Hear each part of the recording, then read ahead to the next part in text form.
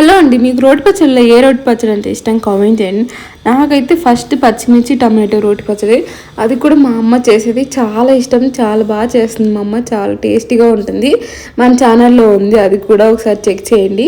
ఆ తర్వాత వచ్చేసి టమాటో పచ్చడి అనమాట, ఇన్స్టెంట్గా చేసుకోవచ్చు. అది కూడా చాలా బాగా నచ్చింది, మన ఛానల్లో ఉంది అది కూడా.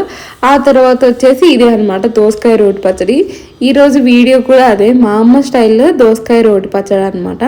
చాలా బాగుంటుంది, ఒకసారి ట్రై చేయండి. మీకు రోటి పచ్చడిలో బాగా ఏదంటే ఇష్టం కామెంట్ చేయండి. దోసకాయ అయితే ఒక్కొక్కరు ఒక్కో డిఫరెంట్ స్టైల్లో దోసకాయ రోటి పచ్చడి చేస్తారు కదా, అలా మీరు ఏ స్టైల్లో చేస్తారో కామెంట్ చేయండి. మేము ఇల్లు మారాం కదా, ఇక్కడికి వచ్చాక ఇంకొక స్టైల్లో దోసకాయ రోటి పచ్చడి ఉందన్నమాట. అదేంటి అంటే దోసకాయ ముక్కలు రోటి పచ్చడి. అది నేను మీకు చూపిస్తాను, అది కూడా చాలా బాగుంది ఎప్పుడైనా చేసినప్పుడు, దోసకాయలు దొరికినప్పుడు అనమాట.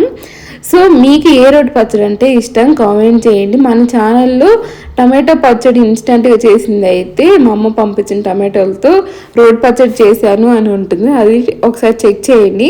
ఇంకా ఈ దోసకాయ రోటి పచ్చడి కూడా నేను ఫుల్ వీడియో చేశాను, అది ఇక్కడ ట్యాగ్ చేస్తాను.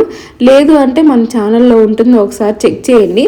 అసలు మీకు రోటి పచ్చళ్ళు అంటే ఇష్టమేనా లేదా కామెంట్ చేయండి. కొంతమందికి రోటి పచ్చళ్ళు అంటే అసలు నచ్చదు అనమాట, ఎందుకంటే రోట్లో ఎక్కువ మెత్తగా దంచుకోం కదా, మిక్సీ అయితే మెత్తగా వేస్తాం కదా. సో అందుకని కొంతమంది రోటి పచ్చళ్ళు ఇష్టపడరు, అది పంట కింద తగులుతూ ఉంటుందని. సో అలా మీ ఫేవరెట్ ఏంటి, మీకు అసలు రోటి పచ్చళ్ళు అంటే ఇష్టమా లేదా కామెంట్ చేయండి. మా అమ్మ స్టైల్లో దోసకాయ రోటి పచ్చడి అనమాట. మేము ఎక్కువ రోటి పచ్చళ్ళు సంగట్లోకి చేస్తాం, రైస్లోకి తక్కువ అనమాట. వేడి వేడి అన్నంలో నెయ్యి వేసుకొని రోటి పచ్చడి తిన్నా చాలా బాగుంటుంది, సంగట్లోకి అయితే ఇంకా చాలా బాగుంటుంది అనమాట. సో ఈ వీడియోకి ఇంతే, బాయ్ బాయ్.